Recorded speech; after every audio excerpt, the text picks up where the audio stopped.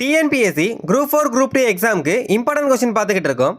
இந்த வீடியோவில் என்ன பார்க்க போகிறோம்னா 10th சிவிக்ஸில் செகண்ட் லெசன் நடுவண் அரசு. இந்த பாடத்துக்கான இம்பார்ட்டன்ட் கொஸ்டின் தான் இந்த வீடியோவில் பார்க்க போகிறோம். ஸோ ஸ்கிப் பண்ணாமல் கடைசி வரையும் பாருங்கள். இப்போ பார்க்க போகிற கொஸ்டின்ஸில் எவ்வளோ கொஸ்டின் உங்களால் ஆன்சர் பண்ண முடியுதோ மறக்காமல் கமெண்ட் பண்ணுங்கள். டெலகிராமில் இன்னும் நீங்கள் ஜாயின் பண்ணிக்கோங்க. டெலகிராம் லிங்க்கும் டிஸ்கிரிப்ஷனில் இருக்குது.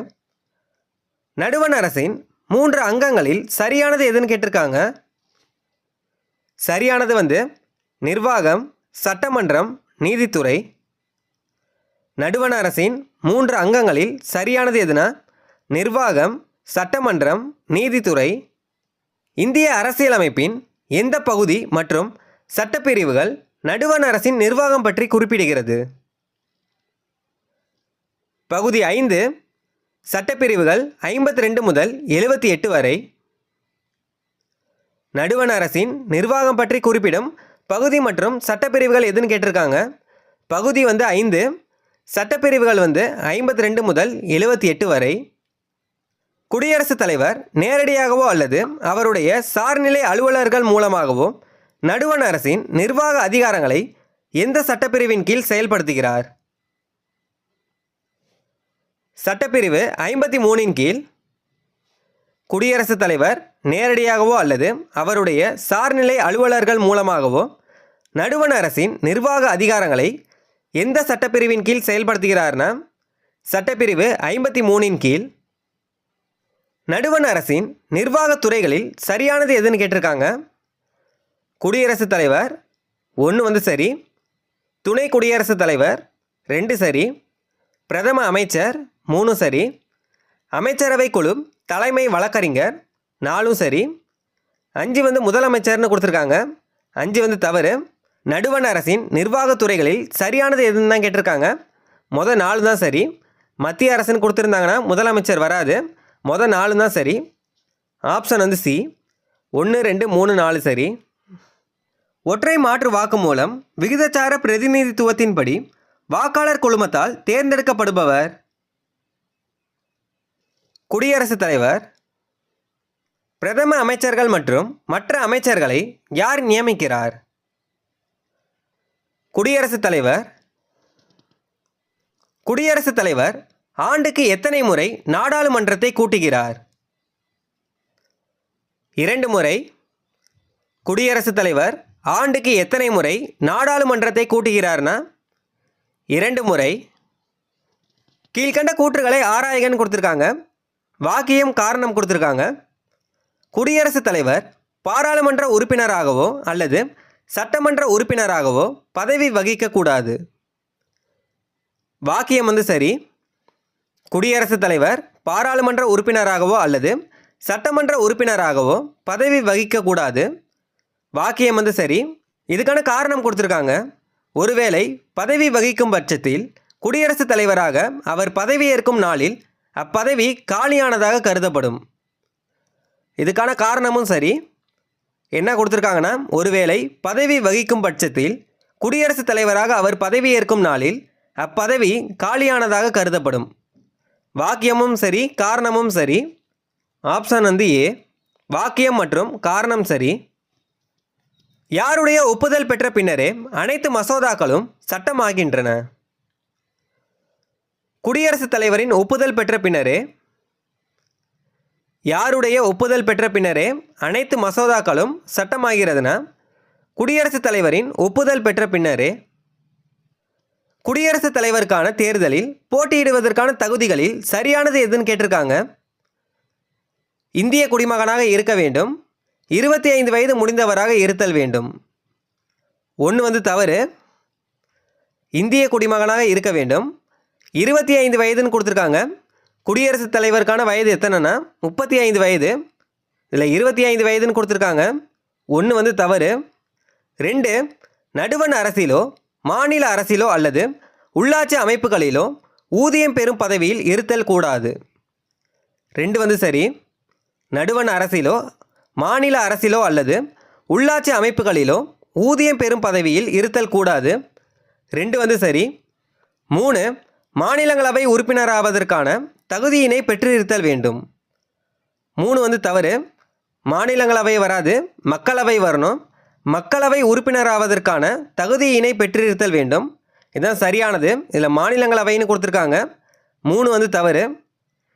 அவரின் பெயரை குடியரசுத் தலைவர் தேர்ந்தெடுக்கும் வாக்காளர் குழுமத்தில் உள்ள 50 வாக்காளர்கள் முன்மொழியவும் மேலும் 50 வாக்காளர்கள் வழிமொழியவும் வேண்டும். 4 வந்து சரி. இதில் எது சரியானதுன்னு தான் கேட்டிருக்காங்க. 2, 4 இது 2, 4 மட்டும்தான் சரி. 1, 3 தவறு. ஆப்ஷன் வந்து சி. 2 மற்றும் 4 சரி.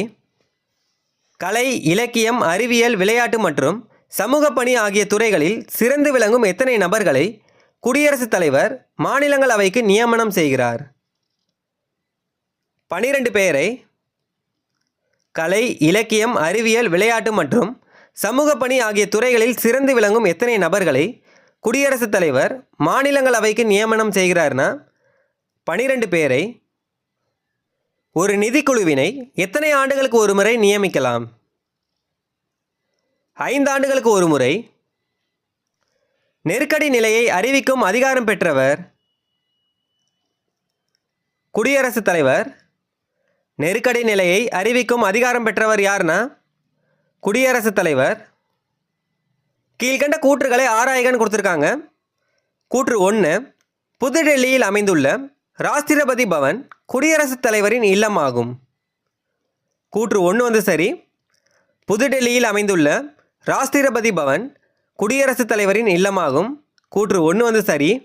கூற்று 2, ராஷ்டிரபதி பவன் இல்லாமல் குடியரசுத் தலைவருக்கு இருப்பிடத்துடன் கூடிய மேலும் 2 அலுவலகங்கள் உள்ளன. கூற்று 2ம் சரி. கூற்று 3, அவை மும்பையில் உள்ள ரிட்ரீட் கட்டிடம். 1 வந்து தவறு. இது மும்பையில் இல்லை, சிம்லாவில் தான் இருக்குது. மும்பைன்னு கொடுத்துருக்காங்க. 1 வந்து தவறு. 2, ஹைதராபாத்தில் உள்ள ராஷ்டிரபதி நிலையம். இது வந்து சரி. இல்லை கூற்று 3 வந்து தவறு. இது மும்பைன்னு கொடுத்துருக்காங்க. மும்பை வராது, சிம்லான்னு வரணும். இல்லை கூற்று 1, 2 தான் சரி. 3 வந்து தவறு. ஆப்ஷன் வந்து ஏ. கூற்று 1 மற்றும் 2 சரி. கேரளா மற்றும் பஞ்சாப் மாநிலங்களில் அதிகபட்சமாக எத்தனை முறை குடியரசுத் தலைவர் ஆட்சி நடைமுறைப்படுத்தப்பட்டுள்ளது? 9 முறை. கேரளா மற்றும் பஞ்சாப் மாநிலங்களில் அதிகபட்சமாக எத்தனை முறை குடியரசுத் தலைவர் ஆட்சி நடைமுறைப்படுத்தப்பட்டுள்ளதுன்னா 9 முறை. எந்த சட்டப்பிரிவின்படி குடியரசுத் தலைவர் போலவே துணை குடியரசுத் தலைவரும் மறைமுக தேர்தல் மூலம் தேர்ந்தெடுக்கப்படுகிறார்? சட்டப்பிரிவு 66(1) படி. எந்த சட்டப்பிரிவின்படி குடியரசுத் தலைவர் போலவே துணை குடியரசுத் தலைவரும் மறைமுக தேர்தல் மூலம் தேர்ந்தெடுக்கப்படுகிறார்னா சட்டப்பிரிவு 66(1) கீழ். குடியரசுத் தலைவர் மற்றும் துணை குடியரசுத் தலைவரின் பதவிகள் ஒரே சமயத்தில் காலியாக இருக்கும் பட்சத்தில் குடியரசுத் தலைவரின் பணிகளை யார் செயலாற்றுவார்? உச்சநீதிமன்ற தலைமை நீதிபதி. குடியரசுத் தலைவர் மற்றும் துணை குடியரசுத் தலைவரின் பதவிகள் ஒரே சமயத்தில் காலியாக இருக்கும் பட்சத்தில் குடியரசுத் தலைவரின் பணிகளை யார் செயலாற்றுவார்னா உச்சநீதிமன்ற தலைமை நீதிபதி. குடியரசுத் தலைவர் தேர்தலில் பங்கு கொள்ளும் வாக்காளர் குழுமத்தில் சரியானது எதுன்னு கேட்டிருக்காங்க. மாநிலங்களவை மற்றும் மக்களவையின் தேர்ந்தெடுக்கப்பட்ட உறுப்பினர்கள், அனைத்து மாநில சட்டமன்ற உறுப்பினர்கள், தேசிய தலைநகர் டெல்லி மற்றும் புதுச்சேரியின் தேர்ந்தெடுக்கப்பட்ட உறுப்பினர்கள். இல்லை 3மே சரிதான். ஆப்ஷன் வந்து டி. குடியரசுத் தலைவர் தேர்தலில் பங்கு கொள்ளும் வாக்காளர் குழுமத்தில் சரியானது எதுன்னு கேட்டிருக்காங்க. இது 3மே உள்ளடங்கும். 3மே சரிதான். 1969ஆம் ஆண்டு குடியரசுத் தலைவராக பதவி வகித்த உச்சநீதிமன்ற நீதிபதி எம். ஹிதயதுல்லா. எந்த ஒரு மானிய கோரிக்கையையும் கொண்டு வர யாருடைய அனுமதி தேவை? குடியரசுத் தலைவரின் அனுமதி. எந்த ஒரு மானிய கோரிக்கையையும் கொண்டு வர யாருடைய அனுமதி தேவைனா குடியரசுத் தலைவரின் அனுமதி. குடியரசுத் தலைவரை பதவியிலிருந்து நீக்க அவருக்கு எத்தனை நாட்களுக்கு முன்னரே அறிவிப்பு வழங்க வேண்டும்? 14 நாட்களுக்கு முன்னரே. குடியரசுத் தலைவரை பதவியிலிருந்து நீக்க அவருக்கு எத்தனை நாட்களுக்கு முன்னரே அறிவிப்பு வழங்க வேண்டும்னா 14 நாட்களுக்கு முன்னரே. குடியரசுத் தலைவர் இல்லாத காலங்களில் அதிகபட்சமாக அவரின் பணிகளை எவ்வளவு காலத்திற்கு துணை குடியரசுத் தலைவர் மேற்கொள்வார்? 6 மாதங்களுக்கு. குடியரசுத் தலைவர் இல்லாத காலங்களில் அதிகபட்சமாக அவரின் பணிகளை எவ்வளவு காலத்திற்கு துணை குடியரசுத் தலைவர் மேற்கொள்வார்னா 6 மாதங்களுக்கு. வெஸ்ட்மினிஸ்டர் நாடாளுமன்ற முறை நடைமுறையில் உள்ள நாடு? இங்கிலாந்து. வெஸ்ட்மினிஸ்டர் நாடாளுமன்ற முறை நடைமுறையில் உள்ள நாடு எதுனா இங்கிலாந்து. குடியரசுத் தலைவருக்கு உள்ள அதிகாரங்களில் சரியானது எதுன்னு கேட்டிருக்காங்க. நிர்வாகம் மற்றும் சட்டமன்றம் 1 சரி. 2 நிதி மற்றும் நீதி 2 சரி. 3 இராணுவ மற்றும் ராஜதந்திர உறவுகள் 3 சரி. 4 நெருக்கடி நிலை அதிகாரம் 4 சரி. இதில் அனைத்துமே சரிதான். குடியரசுத் தலைவருக்கு உள்ள அதிகாரங்கள் எதுனா நிர்வாகம் மற்றும் சட்டமன்றம், நிதி மற்றும் நீதி, இராணுவம் மற்றும் ராஜதந்திர உறவுகள், நெருக்கடி நிலை அதிகாரம். இதில் அனைத்துமே சரிதான். மக்களவையில் பெரும்பான்மை கட்சியின் தலைவரை பிரதம அமைச்சராக நியமிப்பவர்? குடியரசுத் தலைவர். மக்களவையில் பெரும்பான்மை கட்சியின் தலைவரை பிரதம அமைச்சராக நியமிப்பவர் யாருன்னா குடியரசுத் தலைவர். பிரதம அமைச்சரின் கடமைகளை பற்றி குறிப்பிடும் அரசியலமைப்பு சட்டப்பிரிவு? சட்டப்பிரிவு 78. பிரதம அமைச்சரின் கடமைகளை பற்றி குறிப்பிடும் அரசியலமைப்பு சட்டப்பிரிவு எதுனா சட்டப்பிரிவு 78. ஒட்டுமொத்த மக்களவை உறுப்பினர்களில் எத்தனை சதவீதம் மட்டுமே அமைச்சரவை உறுப்பினர்களாக இருத்தல் வேண்டும் என இந்திய அரசியலமைப்பு சட்டம் வரையறுத்துள்ளது? 15% மட்டுமே. குடியரசுத் தலைவரின் பதவி நீக்கம் பற்றிய கூற்றுகளை ஆராய்கன்னு கொடுத்துருக்காங்க. குடியரசுத் தலைவருக்கு எதிரான குற்றச்சாட்டு நாடாளுமன்றத்தின் இரு அவைகளிலும் தீர்மானமாக கொண்டு வரப்பட்டு நிறைவேற்றப்பட வேண்டும். 1 சரி. குடியரசுத் தலைவருக்கு எதிரான குற்றச்சாட்டு நாடாளுமன்றத்தின் இரு அவைகளிலும் தீர்மானமாக கொண்டு வரப்பட்டு நிறைவேற்றப்பட வேண்டும். 1 சரி. 2 மேலும் அவைக்கு வருகை புரிந்தவர்களில் 1/3 பங்கிற்கு குறையாமல் ஆதரவு தெரிவிக்க வேண்டும். 2 தவறு. அவைக்கு வருகை புரிந்தவர்களில் 1/3 பங்குன்னு சொல்லியிருக்காங்க. 1/3 பங்கு வராது, 4/1 பங்கு வரும்.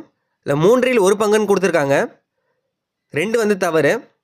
3 குடியரசுத் தலைவர் தனது பதவிக்காலம் முடிந்தாலும் அவருக்கு பின் ஒருவர் பதவி ஏற்கும் வரை அப்பதவியில் தொடரலாம். 3 சரி. இதில் 1, 3 தான் சரி. 2 தவறு. ஆப்ஷன் பி 1 மற்றும் 3 சரி. ராஜ்யசபாவில் எத்தனை உறுப்பினர்கள் மாநில சட்டமன்ற உறுப்பினர்கள் மற்றும் யூனியன் பிரதேச சட்டமன்ற உறுப்பினர்களால் மறைமுக தேர்தல் மூலம் தேர்ந்தெடுக்கப்படுகின்றன? 238 உறுப்பினர்கள். கீழ்கண்ட கூற்றுகளை ஆராய்கன்னு கொடுத்துருக்காங்க. கூற்று 1 நாடாளுமன்ற உறுப்பினராக இல்லாத ஒருவரை அமைச்சராக நியமிக்கலாம். கூற்று 1 சரி. நாடாளுமன்ற உறுப்பினராக இல்லாத ஒருவரை அமைச்சராக நியமிக்கலாம். கூற்று 1 சரி. கூற்று 2 ஆனால் அவர் 3 மாதத்திற்குள் ஏதாவது ஒரு தொகுதியில் நின்று வெற்றி பெற்று நாடாளுமன்றத்திற்கு தேர்ந்தெடுக்கப்பட வேண்டும். கூற்று 2 தவறு. 3 மாதம்னு கொடுத்துருக்காங்க, 6 மாதம் வரணும். இல்லை கூற்று 1 மட்டும் தான் சரி. கூற்று 2 தவறு. Option A. கூற்று 1 சரி, கூற்று 2 தவறு. மாநிலங்களவை உறுப்பினர்களின் பதவி காலம் எவ்வளவுன்னு கேட்டிருக்காங்க. 6 ஆண்டுகள். மாநிலங்களவை உறுப்பினர்களின் பதவி காலம் எத்தனை ஆண்டுகள்னா 6 ஆண்டுகள். எங்கு மட்டுமே நிதி மசோதாவை அறிமுகம் செய்ய முடியும்? மக்களவையில் மட்டும். எங்கு மட்டுமே நிதி மசோதாவை அறிமுகம் செய்ய முடியும்னா மக்களவையில் மட்டுமே. எந்த ஒரு மசோதாவும் சட்டமாவதற்கு எதன் ஒப்புதல் தேவை? மாநிலங்களவை ஒப்புதல்.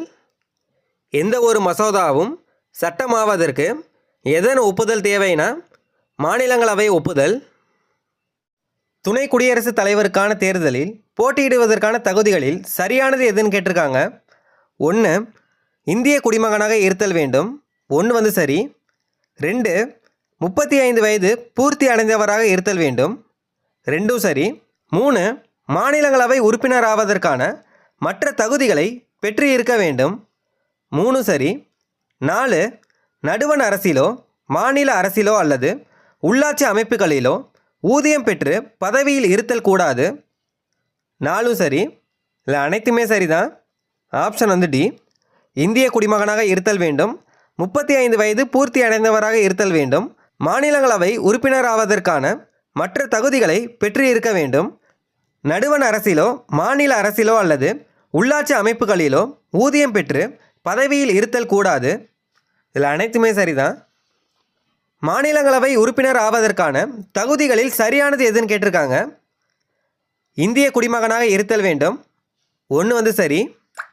2 25 வயது பூர்த்தி அடைந்தவராக இருத்தல் வேண்டும். 2 தவறு. 30 வயது முடிந்திருக்கணும். இல்லை 25 வயதுன்னு கொடுத்துருக்காங்க. 2 தவறு. 3 அரசாங்கத்தின் ஊதியம் பெறும் பதவியில் இருத்தல் கூடாது. 3 சரி. 4 மனநிலை சரியில்லாதவராகவோ அல்லது பெற்ற கடனை திரும்பி தர முடியாதவராகவோ இருத்தல் கூடாது. 4 சரி. 5 மக்களவை அல்லது சட்டமன்ற உறுப்பினராக இருக்க வேண்டும். 5 தவறு. மக்களவை அல்லது சட்டமன்ற உறுப்பினராக இருத்தல் கூடாது. இதில் இருக்க வேண்டும்னு கொடுத்துருக்காங்க. இதில் 2, 5 தவறு. இதில் சரியானது எதுன்னு தான் கேட்டிருக்காங்க. 1, 3, 4 தான் சரி. Option C. இதுதான் சரியானது. சபாநாயகர் யாரால் தேர்ந்தெடுக்கப்படுகிறார்? மக்களவை உறுப்பினர்களால். சபாநாயகர் யாரால் தேர்ந்தெடுக்கப்படுகிறார்னா மக்களவை உறுப்பினர்களால். நாடாளுமன்றத்தில் பட்ஜெட் கூட்டத்தொடர் எப்பொழுதிலிருந்து எப்பொழுது வரை நடக்கும்? பிப்ரவரி முதல் மே வரை. கீழ்கண்ட கூற்றுகளை ஆராய்கன்னு கொடுத்துருக்காங்க. கூற்று 1 மாநிலங்களவை ஒரு நிரந்தர அவை, அதனை கலைக்க முடியாது. 1 சரி. மாநிலங்களவை ஒரு நிரந்தர அவை, அதை கலைக்க முடியாது. 1 சரி. கூற்று 2 மாநிலங்களவை உறுப்பினர்களில் 1/3 பங்கு உறுப்பினர்கள் ஒவ்வொரு 2 ஆண்டுகளுக்கு பிறகு ஓய்வு பெறுகின்றன. கூற்று 2 சரி. மாநிலங்களவை உறுப்பினர்களில் 1/3 பங்கு உறுப்பினர்கள் ஒவ்வொரு 2 ஆண்டுகளுக்கு பிறகும் ஓய்வு பெறுகின்றன. கூற்று 1 சரி. கூற்று 2 சரி. Option A. கூற்று 1 மற்றும் 2 சரி. 1969ஆம் ஆண்டு குடியரசுத் தலைவர் மற்றும் துணை குடியரசுத் தலைவர் ஆகிய 2 பதவிகளும் காலியாக இருக்கும் பட்சத்தில் குடியரசுத் தலைவராக நியமிக்கப்பட்ட தலைமை நீதிபதி ஹிதயதுல்லா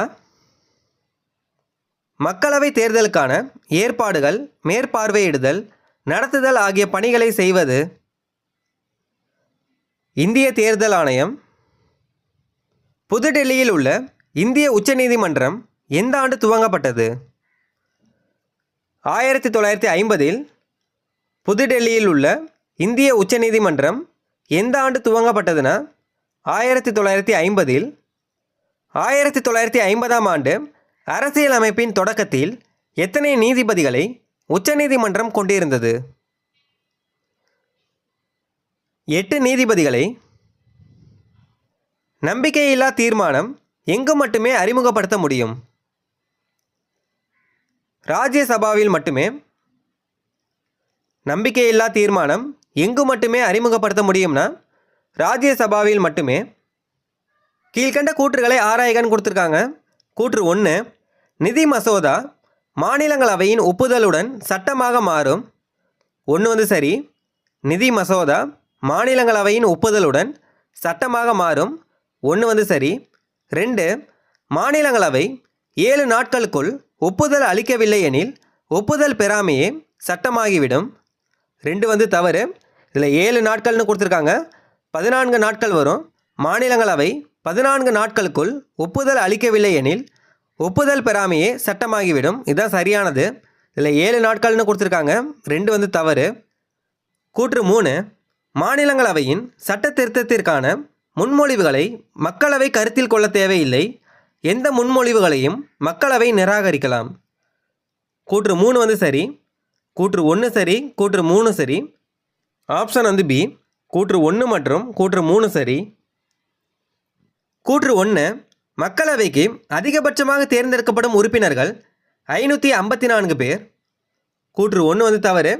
மக்களவைக்கு அதிகபட்சமாக தேர்ந்தெடுக்கப்படும் உறுப்பினர்கள் எத்தனை பேர்னா 552 பேர். இல்லை 554 பேர்னு கொடுத்துருக்காங்க. கூற்று 1 வந்து தவறு. கூற்று 2, அவற்றுள் 530 உறுப்பினர்கள் பல்வேறு மாநிலங்களில் இருந்தும் 11 உறுப்பினர்கள் யூனியன் பிரதேசங்களில் இருந்தும் தேர்ந்தெடுக்கப்படுகின்றனர். கூற்று 2 தவறு. அவற்றுள் 530 உறுப்பினர்கள் பல்வேறு மாநிலங்களில் இருந்தும் 11 உறுப்பினர்கள்னு கொடுத்துருக்காங்க. 13 உறுப்பினர்கள் யூனியன் பிரதேசங்களில் இருந்தும் தேர்ந்தெடுக்கப்படுகின்றன. இதுதான் சரியானது. இல்லை கூற்று 1 தவறு, கூற்று 2 தவறு. ஆப்ஷன் வந்து டி, அனைத்தும் தவறு. துணை குடியரசுத் தலைவரின் பதவிக்காலம் எத்தனை ஆண்டுகள்? 5 ஆண்டுகள். துணை குடியரசுத் தலைவரின் பதவிக்காலம் எத்தனை ஆண்டுகள்னா 5 ஆண்டுகள். துணை குடியரசுத் தலைவரின் பதவி எந்த நாட்டின் துணை குடியரசுத் தலைவரின் பதவியை போன்றது? அமெரிக்க நாடு. மக்களவை உறுப்பினராவதற்கான தகுதிகளில் சரியானதை தேர்ந்தெடுக்கவும்னு கொடுத்துருக்காங்க. 1, இந்திய குடிமகனாக இருத்தல் வேண்டும். 1 வந்து சரி. 2, 25 வயது முடிந்தவராக இருத்தல் வேண்டும். 2ம் சரி. மக்களவைன்னு கேட்டாங்கன்னா 25 வயது, மாநிலங்களவைன்னு கேட்டாங்கன்னா 30 வயது, குடியரசுத் தலைவர் துணை குடியரசுத் தலைவர்னு கேட்டாங்கன்னா 35 வயது. 3, நடுவண் மாநில அரசு அலுவலகங்களில் ஊதியம் பெறும் பதவியில் இருத்தல் கூடாது. 3 சரி. 4, வாக்காளர் பட்டியலில் இடம்பெற்று இருத்தல் கூடாது. 4ம் சரி. 5, மனநிலை சரியில்லாதவராகவோ அல்லது பெற்ற கடனை திரும்பி செலுத்த இருத்தல் கூடாது. 5ம் சரி. இதில் அனைத்துமே சரிதான். ஆப்ஷன் வந்து பி, இந்திய குடிமகனாக இருத்தல் வேண்டும், 25 வயது முடிந்தவராக இருத்தல் வேண்டும், நடுவண் மாநில அரசு அலுவலகங்களில் ஊதியம் பெறும் பதவியில் இருத்தல் கூடாது, வாக்காளர் பட்டியலில் இடம்பெற்று இருத்தல் கூடாது, மனநிலை சரியில்லாதவராகவோ அல்லது பெற்ற கடனை திரும்பி செலுத்த இயலாதவராகவோ இருத்தல் கூடாது. இதில் அனைத்துமே சரிதான். குடியரசுத் தலைவர் எந்த சட்டப்பிரிவின் கீழ் அரசியல் அமைப்பை மீறிய குற்றச்சாட்டு நிரூபிக்கப்படுவதன் மூலம் பதவி நீக்கம் செய்யப்படலாம்? சட்டப்பிரிவு 61 கீழ். குடியரசுத் தலைவர் எந்த சட்டப்பிரிவின் கீழ் அரசியல் அமைப்பை மீறிய குற்றச்சாட்டு நிரூபிக்கப்படுவதன் மூலம் பதவி நீக்கம் செய்யப்படுவார்னா சட்டப்பிரிவு 61 படி. பண மசோதாவை தீர்மானிப்பதில் யாருடைய முடிவே இறுதியானது? சபாநாயகரின் முடிவே. பண மசோதாவை தீர்மானிப்பதில் யாருடைய முடிவு இறுதியானதுன்னா சபாநாயகர் முடிவு.